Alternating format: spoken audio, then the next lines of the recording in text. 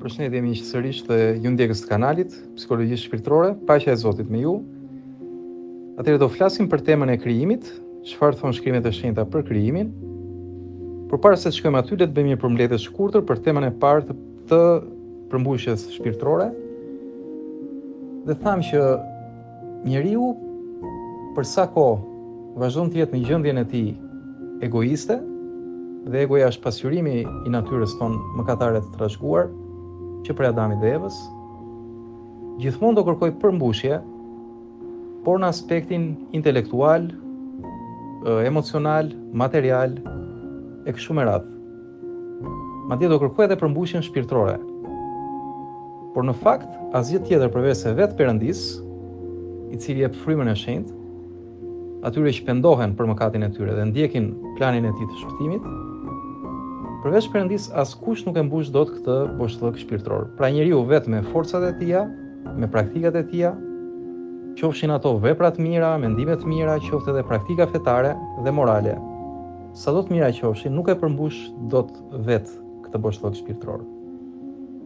Kështu që prandaj Perëndia e ka bërë vetë planin e shpëtimit me mishërimin e tij dhe ardhjen e Jezu Krishtit në kryq për faljen e mëkateve të njerëzve. Dhe ata që besojnë këtë ungjill, që do thotë lajmi i mirë, rilindin nga lart, sipas Biblës, marrin frymën e shenjtë, përmbushen shpirtërisht dhe Zoti i hap sytë e mendjes, i hap sytë e zemrës, dhe ata fillojnë të kenë jetë të re dhe gradualisht bëhen një krijesë e re. Duke qenë të tillë, ata përmbushen shpirtërisht dhe kanë bashkësi me krijuesin e tyre.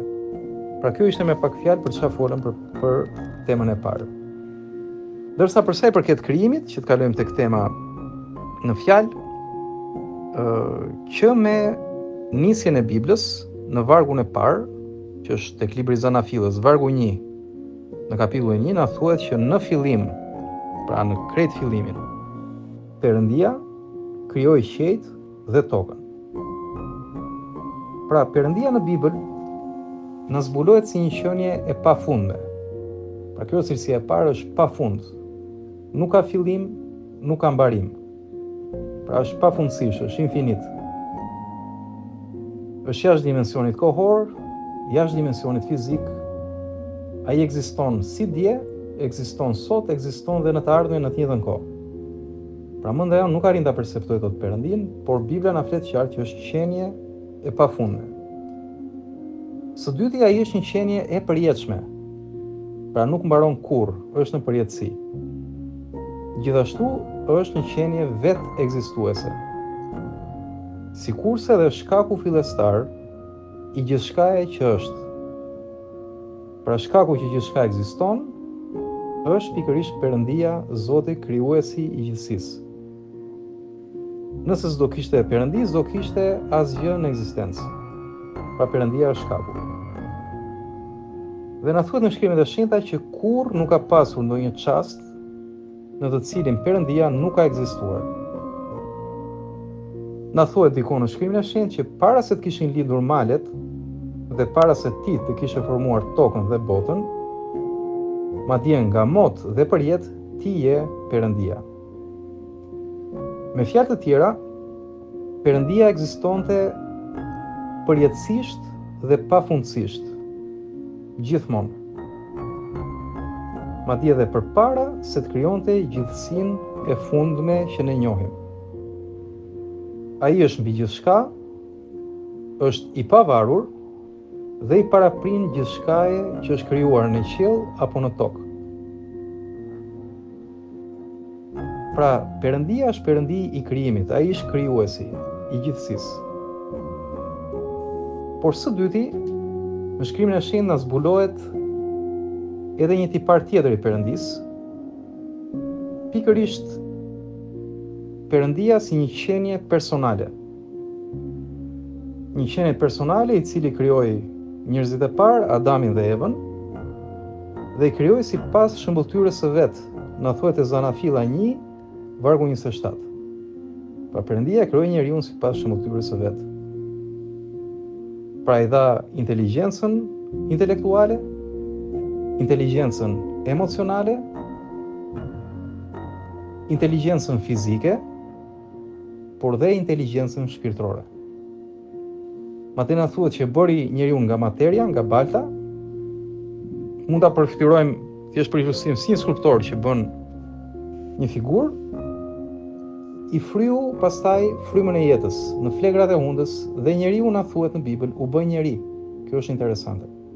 Pra frymën e jetës ja dha Zoti materjes, tokës, dhe ky material u bë njeri kur mori frymën e jetës, pikërisht nga krijuesi i jetës.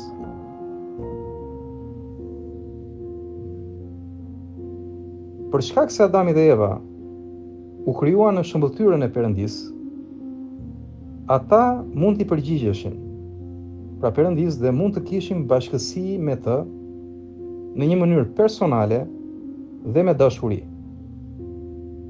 Pra si mund ta kuptojmë të që Perëndia e krijoi gjithësinë për të pasur një marrëdhënie me të. Dhe krijoi njeriu sipas shëmbëltyrës së tij për të pasur pikërisht këtë bashkësi me të, këtë marrëdhënie personale dhe plot dashuri. Pra njeriu u krijua për një qëllim shumë të lartë. Së treti, Perëndia gjithashtu na zbulohet në shkrimet e shenjta si një qenie morale, që krijoi gjithçka të mirë dhe gjithçka e krijoi pa mëkat. Dhe pasi Perëndia e përfundoi pra dhe po vështronte gjithë krijimin e tij, pra çfarë kishte bërë, na shkruhet te Zanafilla 1:31 që ai pohoi se gjithçka ishte shumë mirë. Dhe meqense Adami dhe Eva u krijuan në shëmbëltyrën dhe ngjashmërinë e Perëndis, edhe ata detyrimisht ishin pa mëkat. Dhe mëkati që kemi folur hyri në ekzistencën njerëzore kur Eva, pra gruaja, u tundua nga gjarpri apo Satani, i cili ishte një angjëll i rënë, pra kryeangjëll në sakt, Luciferi, i rënë në dimensionin tonë qiellor, sepse në Bibël na japin 3 dimensione qiellore. I pari, i dyti dhe i treti, që është ai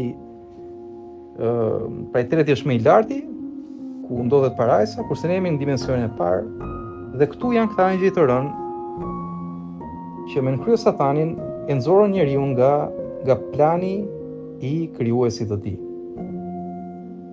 Pra pikërisht kur mëkati hyri në ekzistencën njerëzore.